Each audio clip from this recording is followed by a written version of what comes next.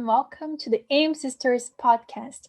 You're here again with your host, and I'm Maria Sering, bringing you your favorite twin talk of the week. This week's topic is something spooky and wonderful. We're going to talk about something that is very close to our hearts and is related to paranormal activity and holistic healing, and how all this connects to our spirituality and this path and journey of self-development. Yes, I hope you're interested about this. And if you have any spooky stories, we would love to hear your story as well.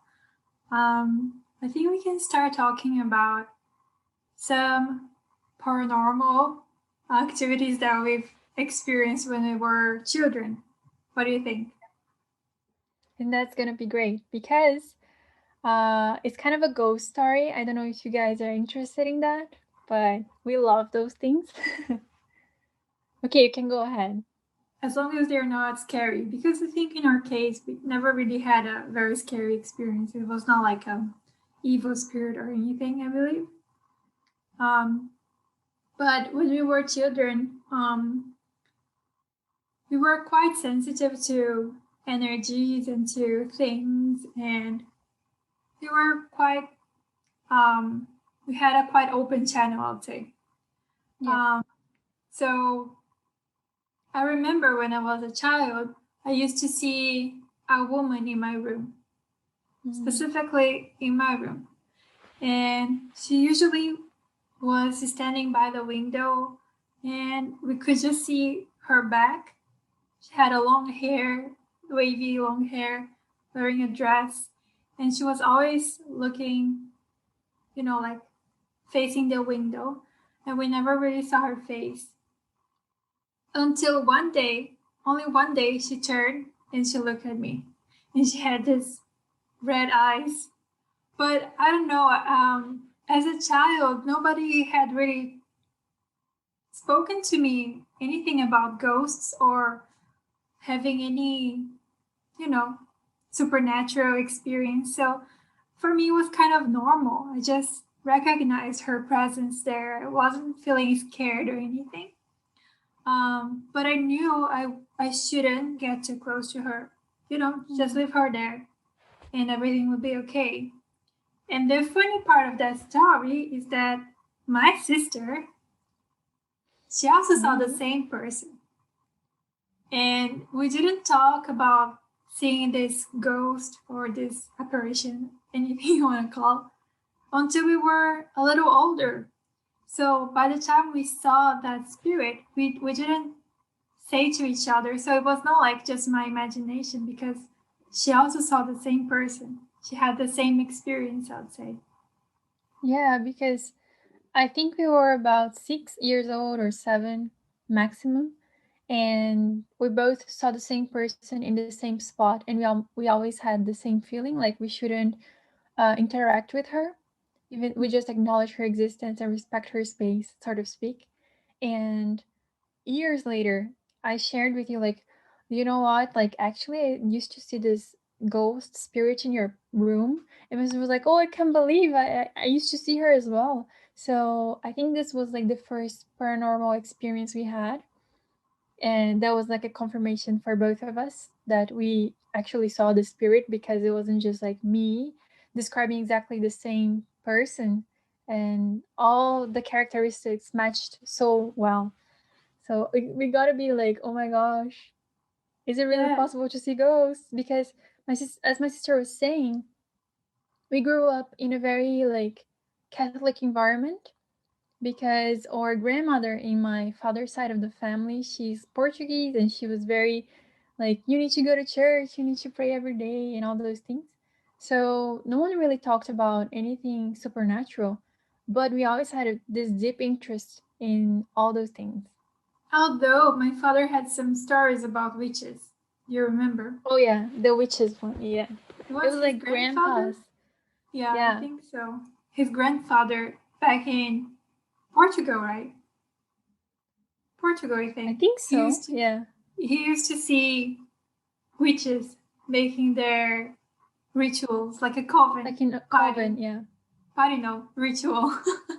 A gathering of witches. And he remembers that story, and he told, I guess, my grandma, and my grandma told my dad, and I think it's very interesting.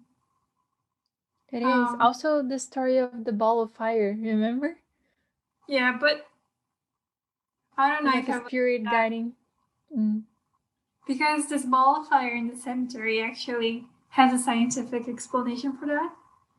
Because of the gas of the bodies, while they're being decomposed, they release some gas that it's easily inflammable. So I mean, I don't think those balls of fire were really like a supernatural thing, but who knows? Could I have been, mean, right?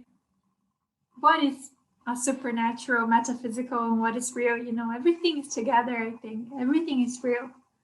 There's no such division, no binaries, I'd say.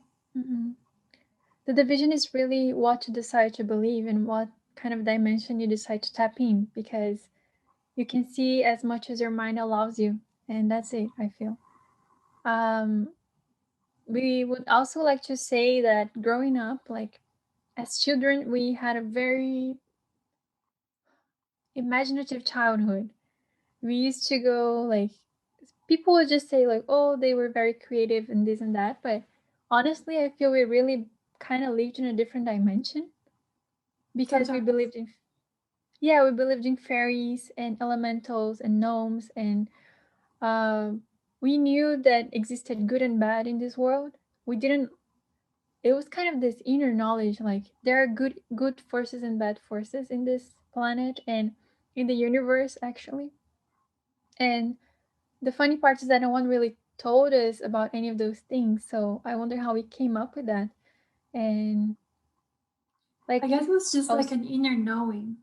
We yeah, just knew those things existed. And I don't even think we lived in a different dimension or a different, I think we could tap into those different dimensions, dimension shifting. yeah, um, you know, Maybe changing our vibration and being able to interact with those creatures that people think they're not real, but actually they are. I believe they are because I think children are really special because they're not like programmed. pre-programmed to believe in one thing or another, so they just feel and they just see the world through their like innocent eyes, I suppose.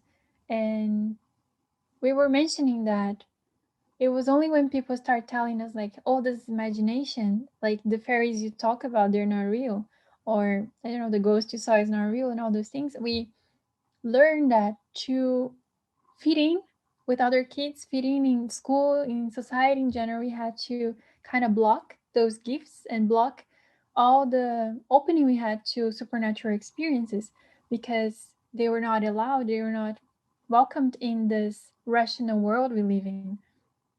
And like Yeah, gifts of being like a bit of psychic ability that everyone has, but not everyone wants to connect to that. It was just like really suppressed. So it's like a really long journey to actually go back and connect to all those natural gifts we were born with. I totally agree. And I think it's more like we learn not to express this side of us, almost like by punishment. Mm. Um, you know, it's kind of a repression, and not. I'm not saying that people bullied us because of that, but I think we kind of knew that if we behaved in a certain way, people would think we were strange and we wouldn't fit in. And that's why we had to adapt, but not in a very inclusive way, I'd say. Mm. We don't allow things that are not considered normal to be part of our everyday life. But I think we had a very good experience when we were children because we allowed ourselves to just exist and just interact with everything that we encountered. Um, I'm not saying only like people, but energies and nature and animals and everything. Every single thing was like a miracle and a gift. And you know, we all always had this super wild imagination. Mm. So I remember we were kids and we had many trees around our house, but every time a leaf would fall down in our room, like through the window, we would be super excited and take that leaf and say, "Oh, it's a message from the universe. It's a map." Yeah, we used to believe there were war between planets and you had to save the world and the galaxies and all those things. And those little leaves that fell down through our window, they were the kind of the messages. You know, that's your next mission. That's what you have to do to save the world or to save the earth, because we even drew like maps from the solar system, and those planets are good. I mean, they are Ruled good by good energies forces. are ruling them, and these others, they are being, ruled by negative forces or bad energies. I don't know where how we invented that, but it makes sense for me now. Yeah. There's a lot of kind of conspiracy theories that talk about those stuff that we knew when we were children. So exactly. Even like the planet Earth now kind of being invaded by bad energies and light workers needing to, fight back. It's kind of what we were imaginarily doing without knowing. It's very interesting. It's very interesting. And also, like, we used to play this game that is basically like you take a branch of a tree and you have to like wave it in the air 3 times and then a portal would open and it was a portal to a different dimension. And when we jumped into that dimension, we had like a task and we need to save something. And we had time to do that because like there were bad things would close and we wouldn't be able to come back. Yeah, we would be stuck in the other dimension. So that was the kind of things we used to play when we were young. So you had to like rush, do the task you needed to do, and then you close the portal and you break the portal, like, and throw it away so no one can ever open that again, and we're safe. And I was like, where did this come from? Honestly. Yes, and I mean, if you believe, I do believe that you can, go to other dimensions and you can open portals. Maybe some people think it's very weird, the concept, but for me, it's very real.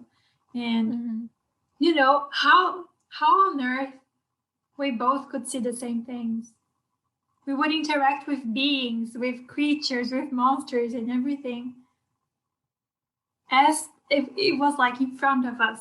The same imagine way. AI. It was not like I was seeing the green monster and my sister was seeing the purple monster. No, we would see the same thing. It's incredible. I think it's just like you can tap into a different like into how things are interacting in this world, because I feel our reality is layered and you can just jump, kind of shift your perception of things and connect to that level and then come back to the 3D world that you were living in before. But as we get older, we just learn to live in the 3D because it's how we learn to interact with people. So I remember like being this open channel kind of thing was a good thing and a bad thing, a blessing and a curse, because when we had to go to school, for example, oh my gosh, that was like nightmare, literally nightmare, because it wasn't because the kids were mean or anything like that. It was just the environment. We could feel it in our bodies so strongly, the just like bad, negative, repressive energy. They're trying to shape kids to be in a certain way. And I remember we would feel sick, literally sick, like wanting to throw up and stuff. So people had to call my parents and like, hey, your daughter is not feeling okay. Can you pick her up? And then my parents would come and I would like literally give one step out of school and then I'll feel okay. All the sickness that I was feeling would go away immediately. So people always thought like, oh, she's lying. Of course she's not sick. How can you just step out of school and feel better? Some people might say like it was psychological stuff, but in my opinion, it was more an energetic level, because we would feel this not only in school but in different situations. So when people came to visit our home that had this bad negative vibe, we'd pick it up immediately. And when we were very young, the reaction would be crying, because that's what kids know how to do. They know how to express what they're feeling, and they cannot run away from the space because it's socially unacceptable. So they have to stay in that negative space, and being the energetic sponge that you are as kids, you don't learn how to set your boundaries and don't let the negative vibe come to you. So you just have to endure. And I feel that this constantly enduring of negative things makes you numb. And that's how we're living nowadays, most people. Just numb. Yeah, and I think especially parents, sometimes they don't realize it, but when you're pushing the boundaries of the kid, like even saying, "Oh, go hug that person, kiss that person," if the kid is not feeling like that, especially us that we were very sensitive to energy, it's kind of like disrespecting our boundaries, and then we don't know if it's something that we should just accept and do whatever people grown-ups are telling, or if we have to keep up with what we are feeling. And then we realize that we cannot resist them because they're older than us and have the power. Mm. And we end up just numbing out, like you said, because I cannot feel it because I feel so bad that I get sick. Mm-hmm. And I remember it wasn't like only school. Sometimes we would go to some people's houses and we would come back home and cry, cry, cry, cry, cry a lot because Yeah. we just, absorbed all that bad energy that was in that place. And we had no real explanation for that, only that we felt super drained and emotionally overwhelmed. Mm-hmm. And that's like 6 years old, people. We're not talking about like when you feel drained nowadays. It's like, can you imagine a child reacting this strongly? Of course, our parents got scared sometimes. Like, did something happen to you at that place? Like, no, just don't like the vibe. I just don't like the energy. It's hard to explain. And I feel nowadays, like, kids are so sensitive, and we need to give them more space and need to listen to them more. And but I understand that not all parents are aware of like energetic things, so they don't even know how to deal with that. Sometimes they just diagnose kids with like psychological issues because, oh, he's hyperactive or he's this or she's that. And sometimes it's not the case. We're just drugging kids or put them to sleep. That's so bad. And do you want to talk about the thing you were telling me earlier about the article? Okay, explain to them. It's super interesting. Yeah, I was telling my sister that we can notice that when kids are raised in an environment, especially kids that are very sensitive, as we say now, to energy and to, supernatural influences, so to say, they tend to be more stressed and they tend to be more anxious. And I think it's very interesting how what we call the, spiritual world and all these experiences, they really relate to our biological body and to our physical experiences that can be tested. But somehow people don't do a really good job in connecting those both worlds that coexist. They're not like one or the other.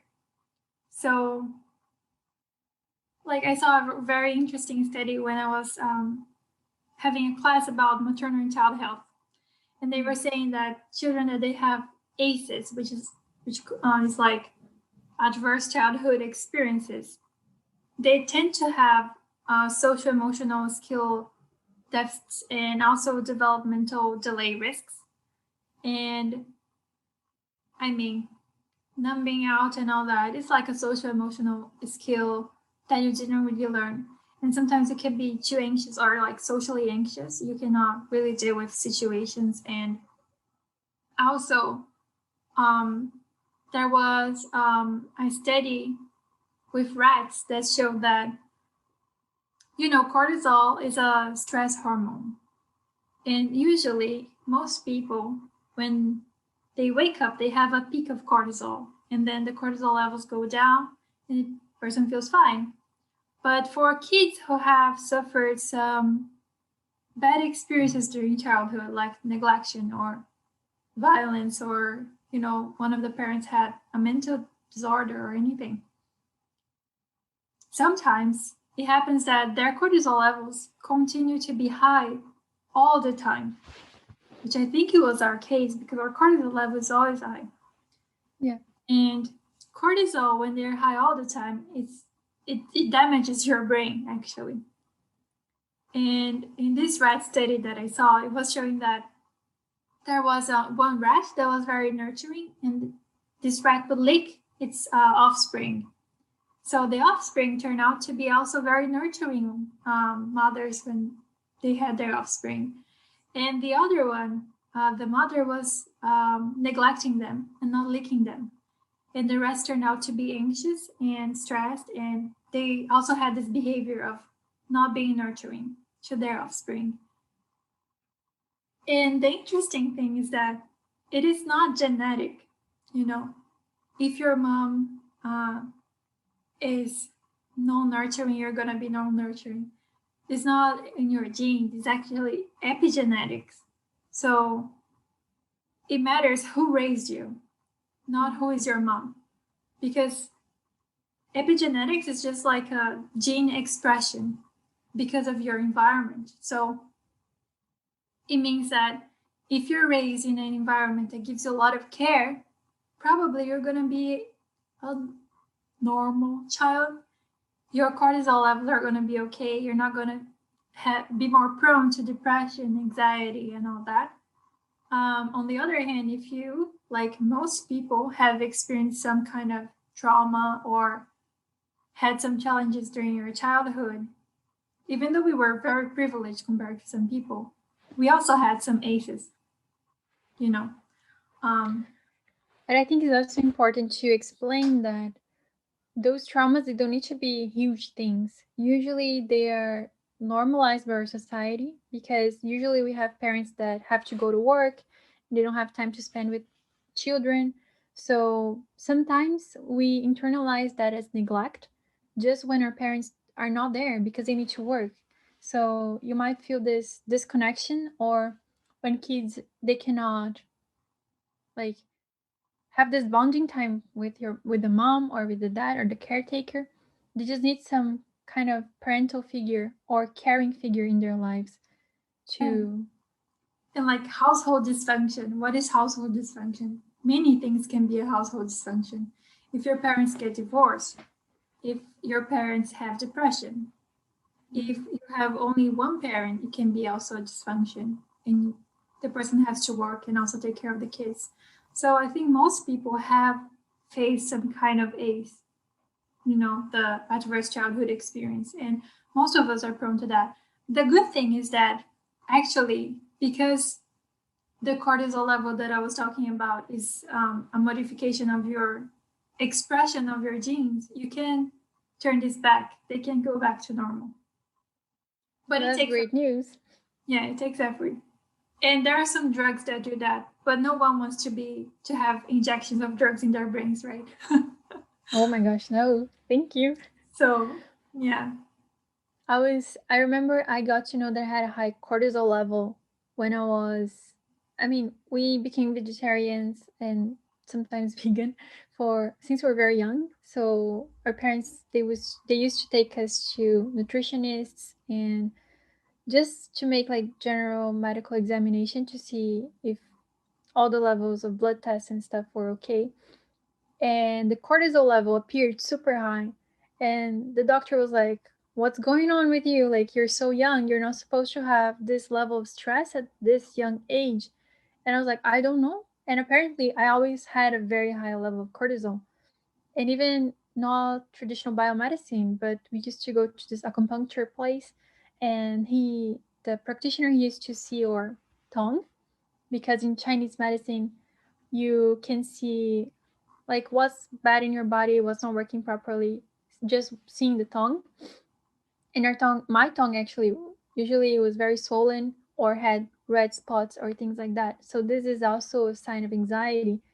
But this is like constant for me. It wasn't just like one day or another I was like that.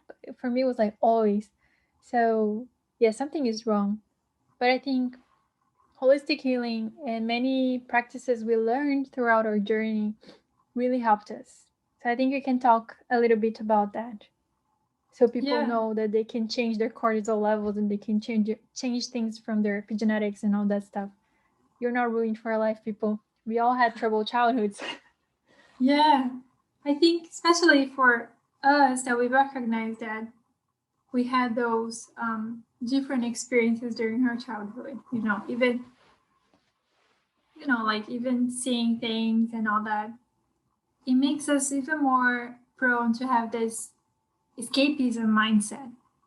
I mean, while we were growing up, from seeing a magical world, we changed that to, read fictional books, to reading novels.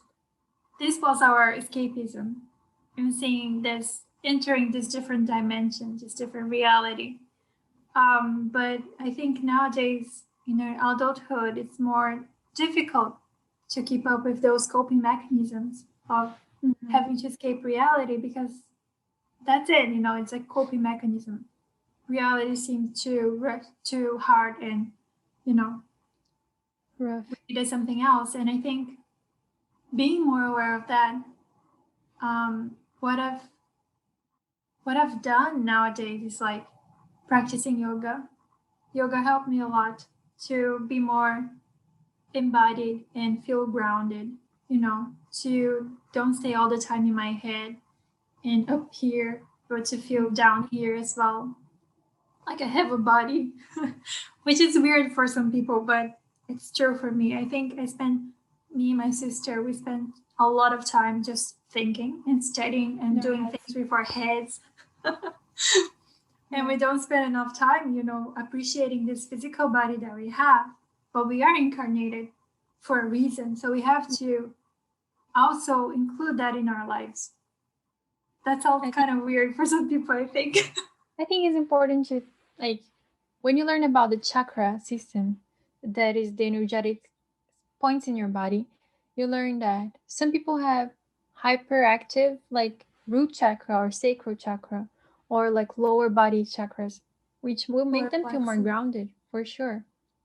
So those people usually don't have trouble like feeling embodied or feeling good in their own physical sense, but they might have trouble meditating. They might have trouble staying in their heads for too long, or trying to abstract thinking, or all those things that involve imagination or even analytical things, because it's in the mind, so upper body. But some people have very hyperactive, like throat chakra or crown chakra, etc. So those people, I wouldn't say hyperactive, like activated. no, I mean, they're stuck in this part, so they forget that they also have the lower part of their bodies to take care, and that they have like basic needs in this material world, and it's important to connect both of them. So yeah, for me, my sister is always like up in our heads all the time, which is sometimes crazy. That's why I've been really conscious since last year, trying to do things about embodiment and actually feeling safe and comfortable in my own body. And I think for women, sometimes they might have problems with that, because in our society, women's body are very sexualized and they are also commercialized and all those things, which causes to reject our own bodies.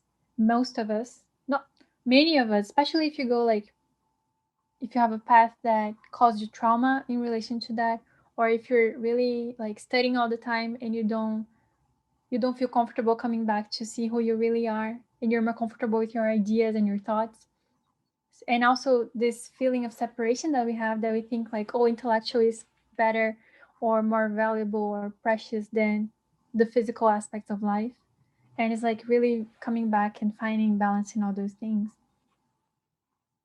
And I think it's important, since you mentioned considering the mind more important than the body, it's important to notice that usually men are associated with the mind and the rationality, and women are related to the body and to physical experiences like, touch and senses. And I think these binaries also show us the society we live in, So people give more value, or who have more power now are men, That's why we associate the mind, the rationality, as something good, as something that we should Praise have all and the value. time. Yeah. And the body's like, oh, it's obvious everyone have a body. But no, it's not.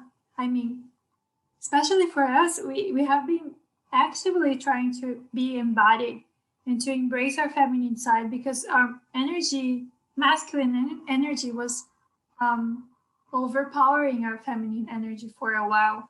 So, for some people, it's not, they don't think actively about, oh, do I have more feminine energy or masculine energy? Because we have both.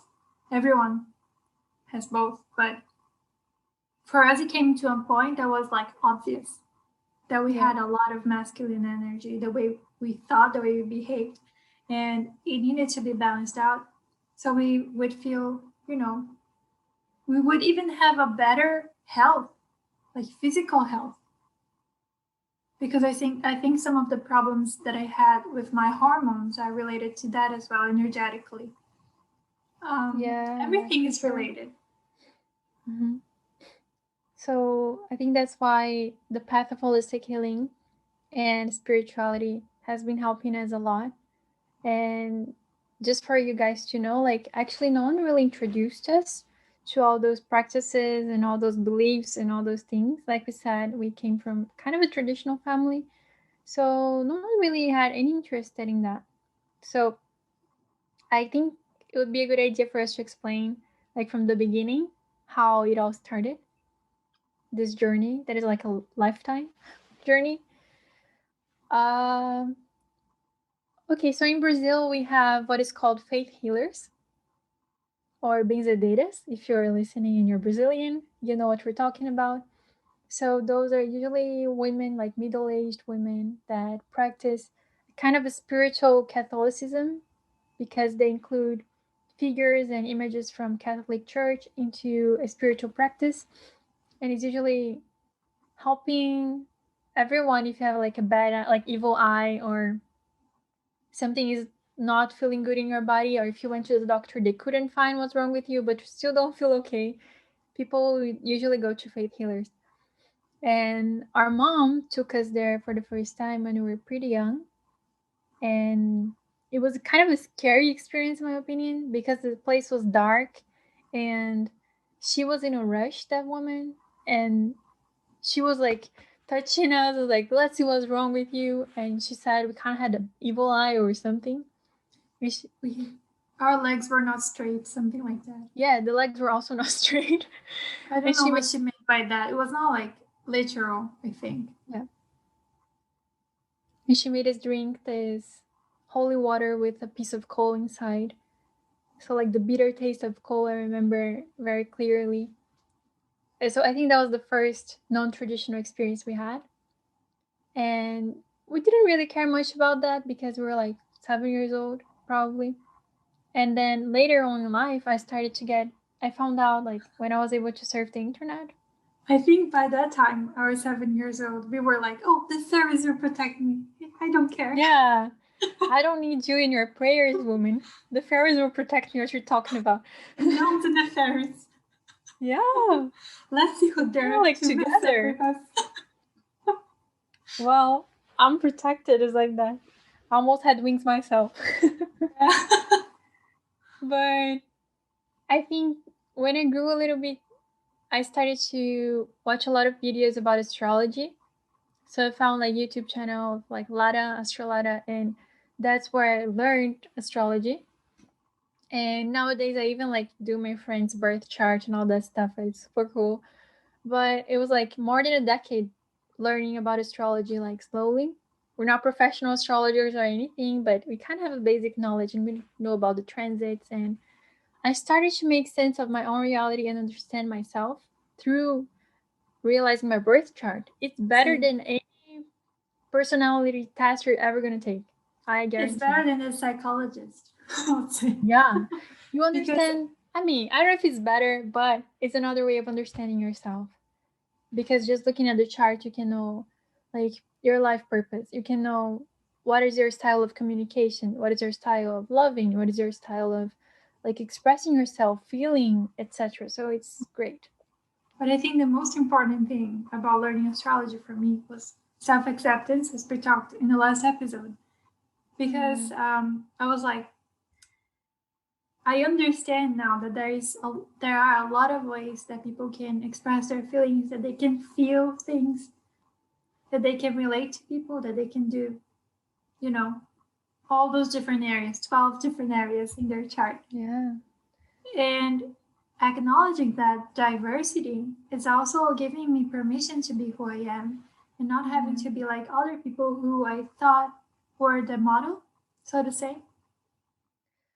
That's a good point, because my friends, they asked me once, like, oh, you always ask people like their birthdays and stuff, like, but seeing their birth charts and knowing their like signs and stuff, does that influence you to how you perceive people? And I thought about it. I was like, actually, no, not in. I don't judge people by their whatever is written on their chart. Actually, that helps me to understand how they think and how they process their own information, so I don't make misunderstandings. Because the way I express myself might be completely opposite from someone that has a different sign.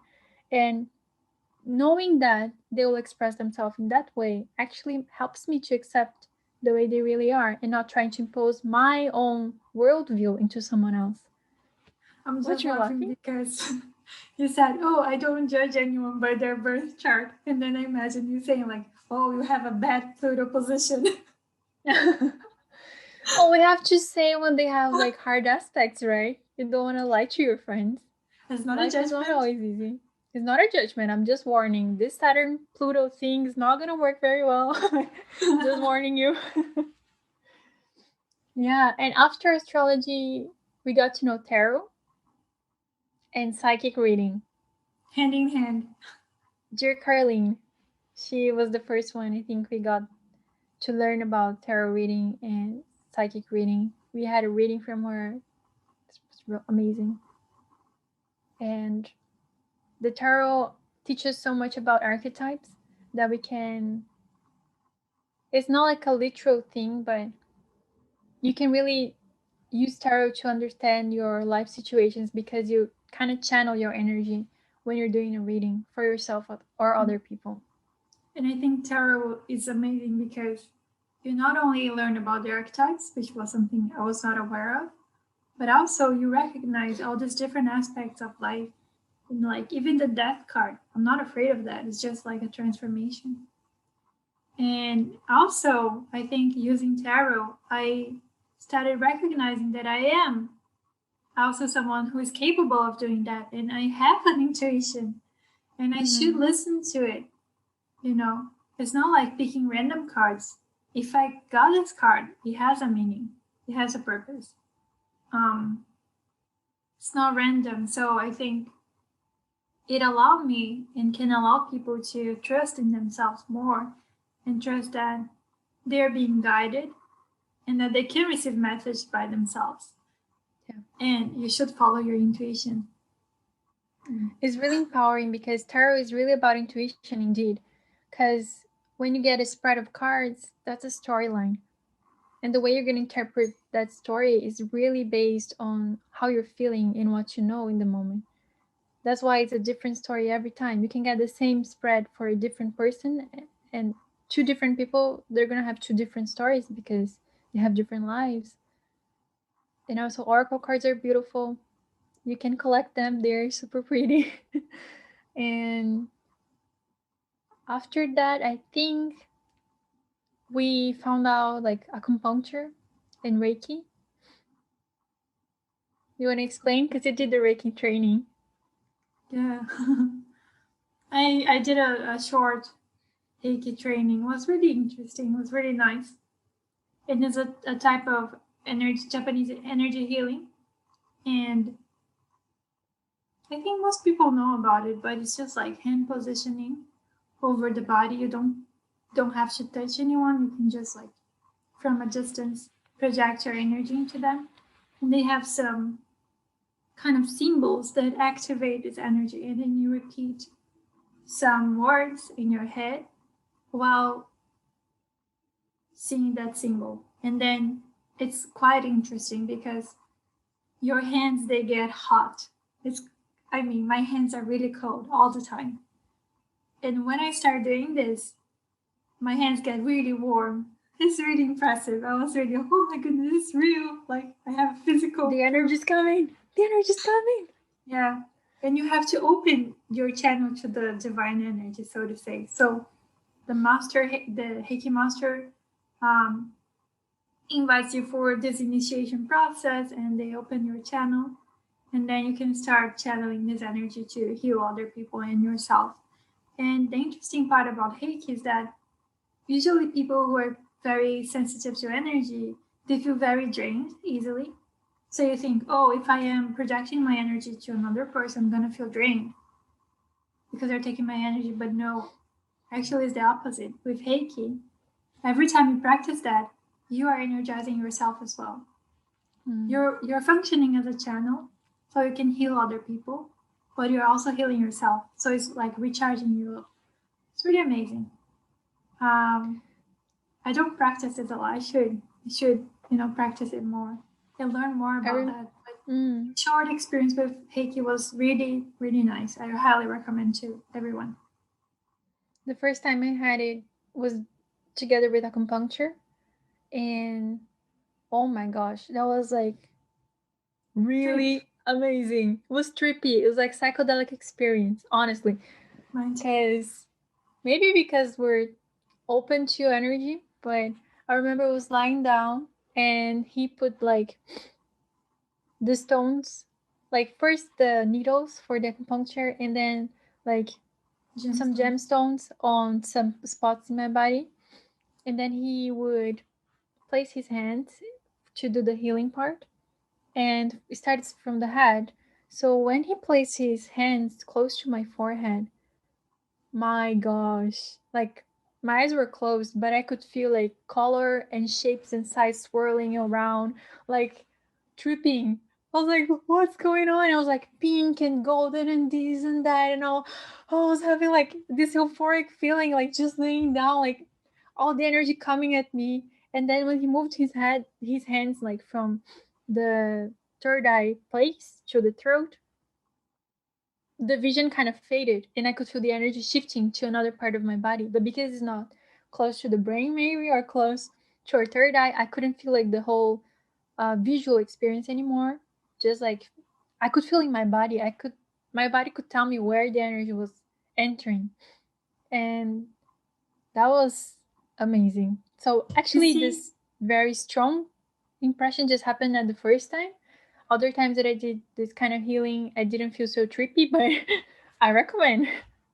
I think it was because we kind of had this ability when we were very young, and then it was blocked out. And it was the first time that we had contact with energy again, energy activation and all that. So that's why it was so intense. For me, it was a little bit different, but it was also like very visual. Some people, they don't have this visual thing, but they feel other things. But I also saw different colors depending where his hand was over my body. It was really, really interesting. Every time he moved, I saw a different color. Did it follow the colors of chakras or no?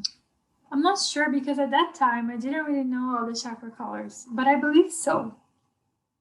I mean, since I didn't know, I don't remember if he fitted or not, but I think so. It's really interesting.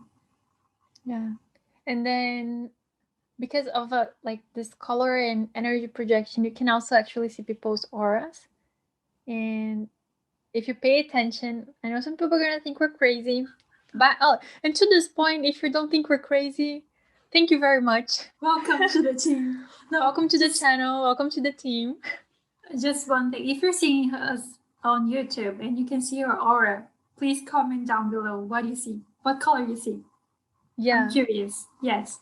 Some people can see even through videos, but if you want to try to see the color of your aura yourself, what you can do is like put your hand like in a white background, kind of a arm length from you, and then you start looking at the edge of your palm or the corner of your arm or something like that, and don't focus exactly on your hand or the wall, but the space in between.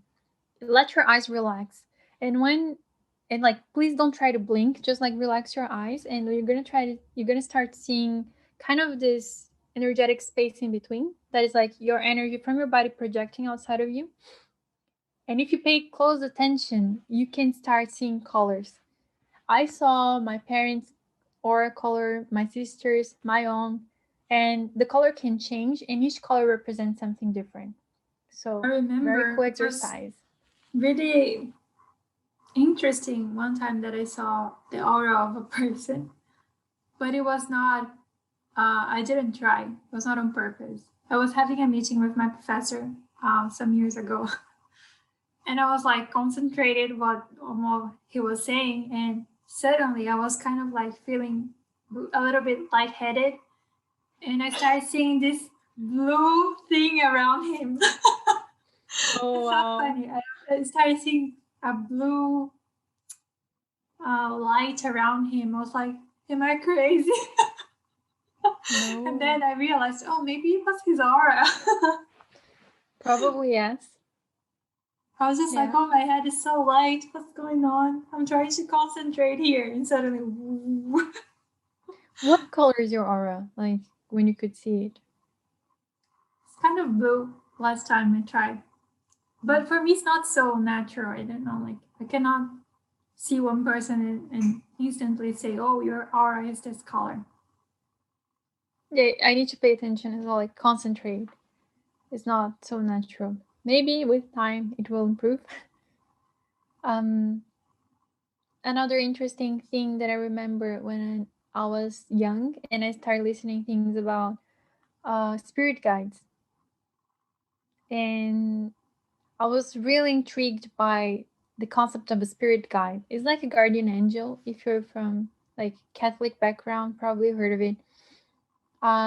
So the thing is pretty much the belief that on the spiritual realm, you kind of have spirits or angels or people taking care of you. It can be your ancestors. Many religions do believe in that your ancestors are with you. But spirit guides don't necessarily need to be your blood related ancestors. They can be just your soul family, and they are taking care of you all the time, basically. So I remember I tried a meditation to get like first contact with my spirit guide when I was young. And I remember sitting down on the floor of my room and just like closing my eyes, breathing in, and like, okay, I'm ready to meet you. Like, you're allowed to come in, you're allowed to express yourself. Please, if you're here with me, let me feel it in my arm. And I remember I felt like very strongly on my shoulder, my left shoulder, like this pressure, like a hand on my shoulder.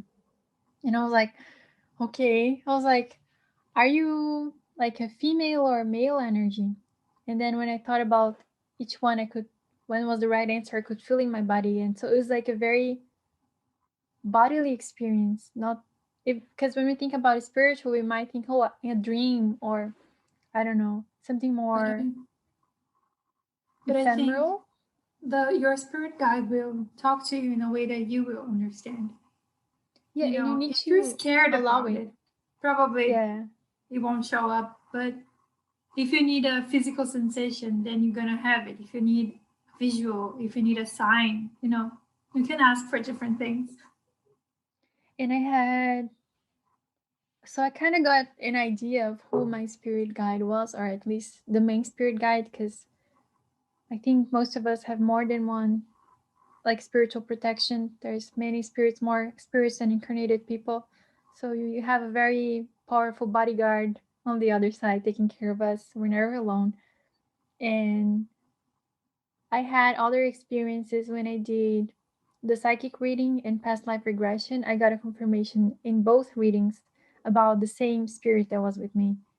And I was like, this is amazing. And all of them said, so yeah, this is the confirmation. That's her. And it was a female energy with me. And I actually, in past life regression, I got to see who the person was when I lived a life with her. And yeah, Amazing. it's amazing. I Everything's didn't have the connected. chance yet to really know who my spirit guides are because when I tried, it was really confusing when I had my reading because there were like a lot of people trying to come in, and people who had passed away in our family trying to give message to other people, so it was kind of crowded. So I'm not The sure. channel was crowded. Maybe, yes, the channeling was a little bit crowded. Everyone wants to talk, but maybe one day I'm going to be able to know my spirit guide as well. I really hope I so. think, yes, it will for sure. And I think we should explain to our listeners or viewers what like past life regression is. Most people, I mean, some people never heard of it before, and we're just Just a talking it. brief comment about spirit guides.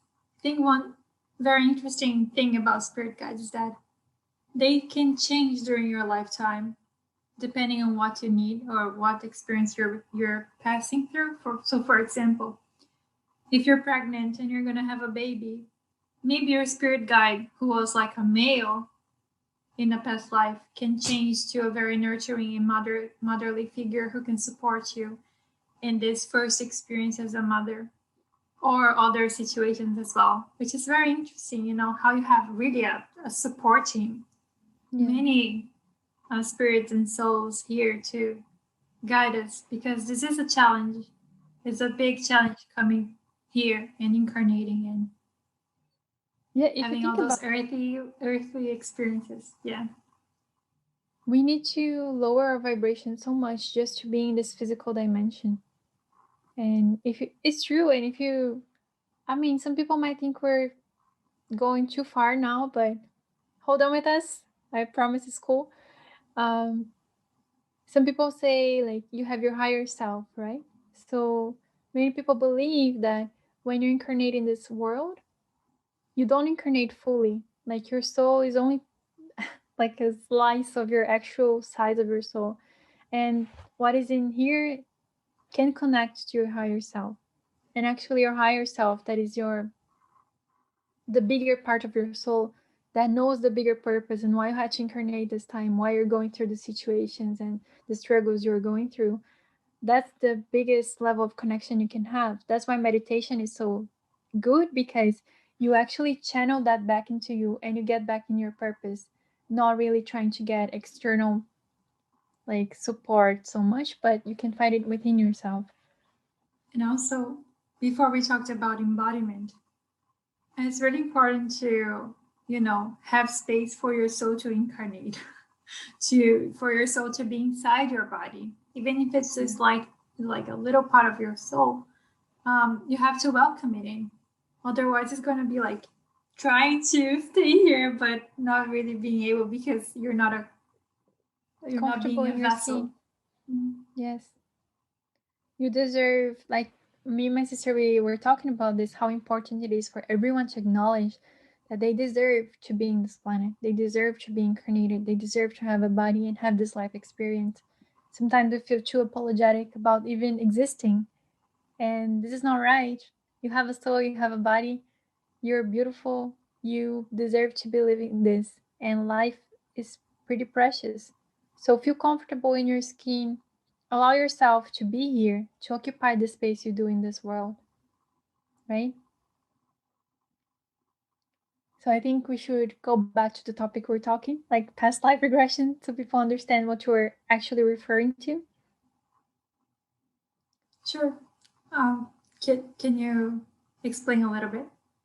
Okay, so many religions, many cultures do believe in past lives and multiple lives. So if you come from Eastern culture, probably heard of it before, about karma and all those things, and your soul evolves through incarnation.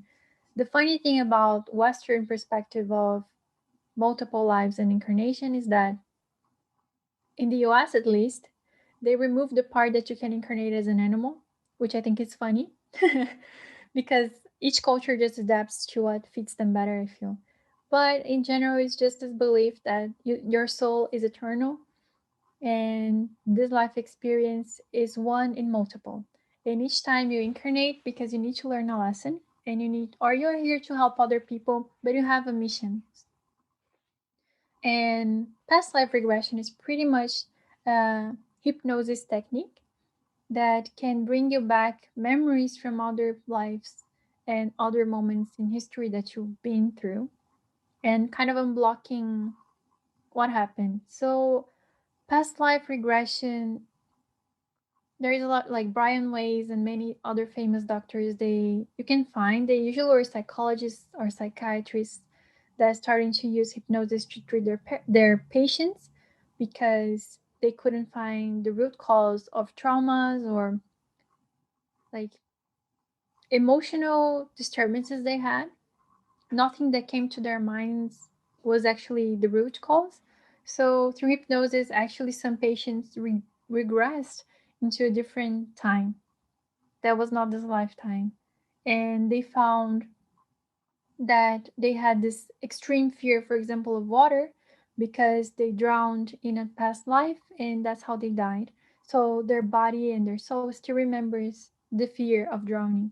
Or if you have a very hard relationship with women, it might be because something happened in a past life that you've been really badly hurt by someone like a female, or many even somatic issues. Sometimes they go back to times that are not this lifetime. So a lot of Not to people use this count, for healing. not to count the vows that we made in past lives and we Oh carry yeah, on. that's a Vows whole of another issue. poverty, vows of, I don't know how to say, Celibacy and everything. Yeah. vows of not eating. And then in this lifetime, you gain a lot of weight, or you cannot keep your weight. You just keep losing weight because you had some kind of contract with that in a past life. Yeah, I mean, an example like the poverty vow, for example, if you lived in a culture that's style, like if you're rich, that's something bad. And even like Christian background is like Jesus had this extremely hard Humble life life. and poor life, and that's the way to gain salvation. And you made a vow in that life that you're gonna live as his disciple or something. And now in this life, you don't even remember what you said. You're not even in that culture anymore, but you still have problems with your finances. It might be because you didn't break the vow you made in a past life. Or so I think past life regression is a wonderful thing for you to understand yourself better and your mission in this lifetime. And one curious thing that I find is that when you have your past life regression, most of us lived multiple lives. So, of course, not all lives will come jumping at you, but the one who is the most important for you to understand something in your life in that moment. That's why you can come back to those types of healing sessions multiple times throughout your life and different memories will come up. Although when I had my session, I think I saw things from different lives. Yeah, me too. But I mean, you had only one life story that was complete, right? Yeah, yeah, yeah. Yeah, same for me. So another thing that I learned from that experience, actually I had my past life regression right before I came to Korea for the first time. And that gave me courage to do whatever I needed because every time I felt belittled or that I didn't have power to do something, I just remind myself, girl, you lived so many lives. You've been through so much. Your soul is so much wiser than this. You can do whatever you want. You have the power and the strength to go through this lifetime. So, just reminding myself what I've been gives me courage to be who I am, if you know what I mean. Yeah. You don't feel just a 20-year-old girl. You're, Yeah. you know, you feel you're Thousand. more capable. Yeah. So, if you want to try past lives, we encourage that. Everyone that we know had a really nice experience. It's not because sometimes people are scared that they're gonna see their death and it's only gonna be painful and this and that. You might see your death, but everything comes to a bigger understanding. So don't feel scared of But I mean, yourself. everyone needs to do all this in their own time. Yes, of course. Respecting your own time. We also had some other experiences, like with shamanic healing Yes. and what else? We had some other experiences with holistic healing. But I think if you guys are interested, let us know, and then we can share like more personal experiences that we had with holistic healing. And we are now studying about that, which is really interesting. Yes. And don't forget, if you saw any like ghost story that you think is nice or interesting and you want to share with us, please do so. We would love to hear your story or someone else's that you want to share. Before we wrap up, I think I would just like to give a shout out to Tessa, who gave us the shamanic healing experience. She's a lovely soul. We can explain more about shamanic healing if you're interested. And she practices the Kiro and Inca medicine school tradition, even though she lives in Australia. So I just wanted to thank her for that. And we can explain better if you want. And she also has like free kind of Zoom meetings that she gives, like Bands of Power that we did last time. And we experienced Red of the Womb and so many other beautiful experiences that you don't actually need to pay and you can enter the world of holistic healing. But like my sister was saying, our master's degree is our thesis are about holistic healing, but from the medical global health perspective, and mine is from anthropological perspective, which I'm pretty excited to conclude sometime soon. So yeah, if you're listening to us on YouTube, don't forget to like, share, and subscribe. Leave us a comment. If you're listening on podcast, thank you so much for listening. And if you can leave a review, it would be great. And let us know what you want to listen in the next episode. Thank you very much. Don't forget to check out our website, our Instagram page, and see you next week. Thank you so much for spending your time with us. And goodbye. Goodbye.